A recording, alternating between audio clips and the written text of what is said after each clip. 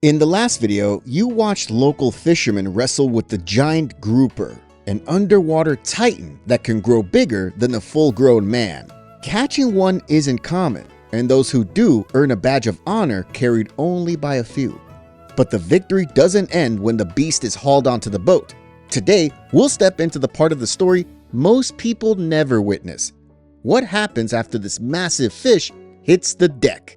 This is where real mastery begins. Here, skill outweighs strength. One wrong cut can ruin a fish worth thousands of dollars. We'll show you how the most experienced cutters transform this dense, powerful muscle into the delicacy that defines coastal Japanese cuisine. But here's the twist. While the giant grouper is a prized ingredient in coastal Japanese menus, in many countries like the US, catching or even consuming this massive fish has been banned for decades. Why? What makes this giant so protected? Let's find out.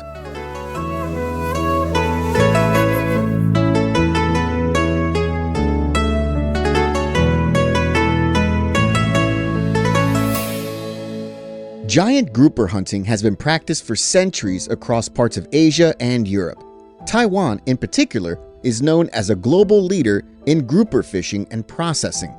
But in countries like the US, it's a very different story. States like Florida, Alabama, and Texas completely banned grouper hunting in both state and federal waters back in 1990. This decision came after the species was officially labeled vulnerable to overfishing.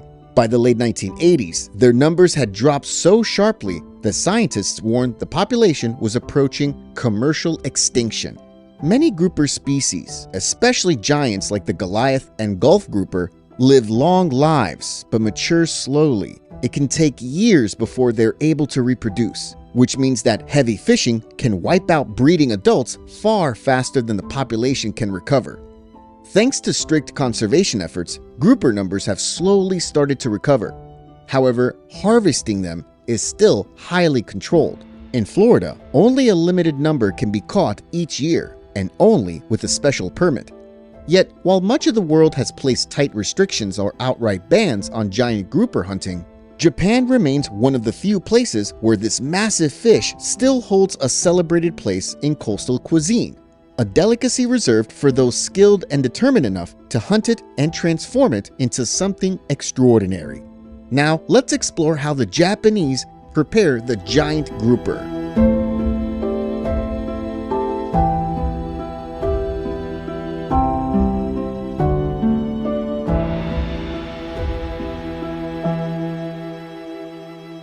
Once the grouper is pulled from the water, the clock starts ticking. To preserve its freshness, fishermen must act immediately.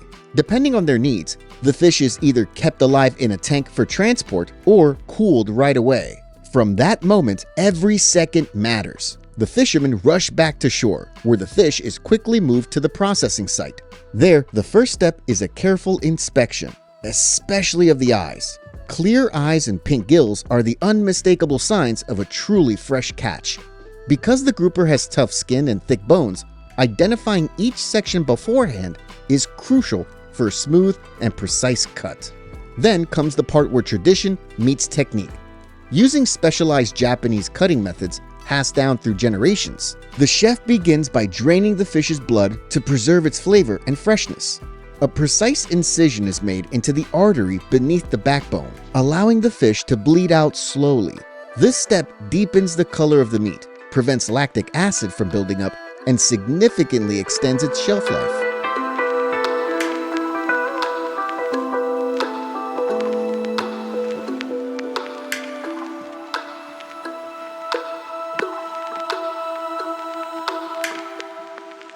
Here's something fascinating about processing the giant grouper. Unlike most fish, once its blood is drained, the grouper is placed in clean ice with its internal organs still intact and left there for up to 7 days. This ancient Japanese technique is called jukusei, which means resting. During this period, natural enzymes in the meat slowly break down proteins, enriching the flavor and improving the texture in a way that only time can achieve. After the jukusei process is complete, the fish is brought out for the next stage. The first challenge is removing its large, extremely tough scales. an effort that demands patience, precision, and strength. A special knife is used to carefully scrape them off, ensuring the quality of the meat remains untouched. Next comes the internal organs. A precise incision is made along the belly line, opening the stomach area so the organs can be removed. Some parts, like the liver, are stored separately for later dishes, while others are discarded according to local regulations. Once the fish is cleaned, the cutter moves on to dividing it into sections. The process begins with removing the head. A sharp cut is made behind the gill plate and directed toward the backbone to separate the connective tissue cleanly. This allows the head to be removed without damaging any valuable meat. Then comes one of the most prized parts, the giant belly fillets. The belly of a grouper is super rich and fatty, often considered a delicacy. To extract these fillets perfectly, the craftsman follows the natural joints and bone connections, sliding the knife through tiny gaps with extreme care. A single mistake could ruin an entire section, which is why experience, focus, and physical strength are crucial. After the belly fillets are removed, the remaining parts of the fish are processed one by one.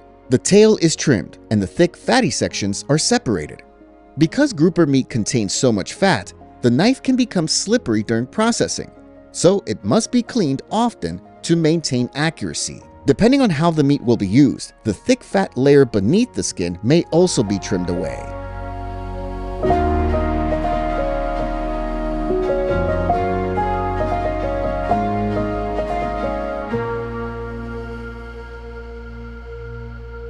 Now that the fish has been fully processed, its most valuable parts, the fillets and select organs, are immediately moved into the preservation stage. Each piece is thoroughly cleaned, then vacuum sealed and labeled according to its size and intended use. After sealing, the portions are placed on ice or into refrigerated units to keep them at peak freshness. Vacuum sealing is super important here because by removing oxygen, it prevents discoloration and protects the meat from losing its flavor or texture. This method keeps the grouper fresh for much longer, ensuring that every cut maintains its high quality until it reaches chefs, restaurants, and diners. Preserving the meat properly guarantees that it arrives in the kitchen in its finest form, firm, flavorful, and ready to be transformed into something extraordinary. Now, let's take a look at how one of the finest grouper dishes in Japanese cuisine is made.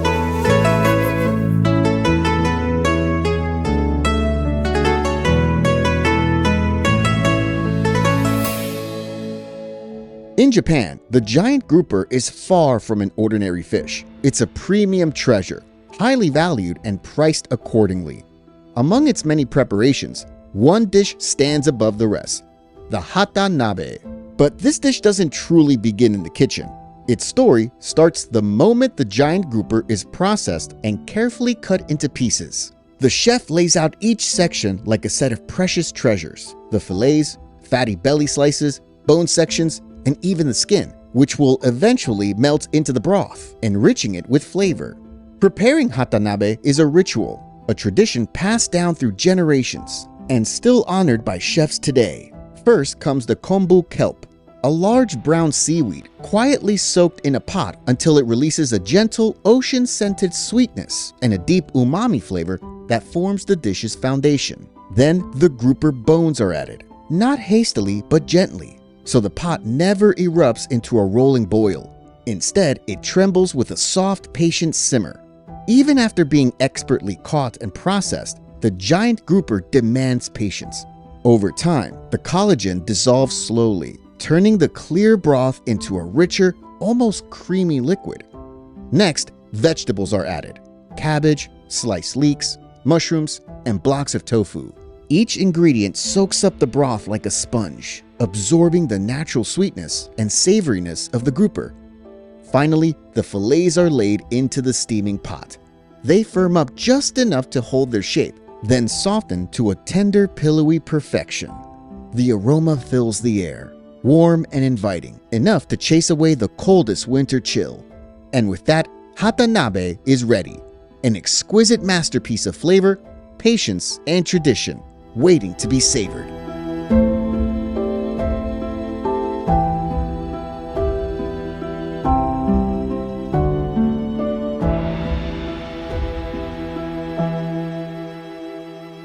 One thing is clear, the giant grouper is far more than just a catch. It's a craft, a tradition, and a story that travels from the deck of a fishing boat straight to the heart of a Japanese kitchen.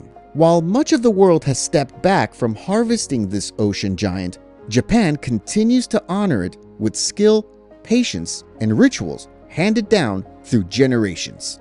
Now, we want to hear from you. What's your take on the giant grouper being banned in parts of the US? And have you ever tasted a giant grouper delicacy? Share your thoughts in the comments below. And if you enjoyed this deep dive into the mastery behind Japan's most iconic grouper preparation, be sure to give this video a thumbs up, share it with others, and subscribe to our channel so you never miss our next fascinating video. See you in the next one.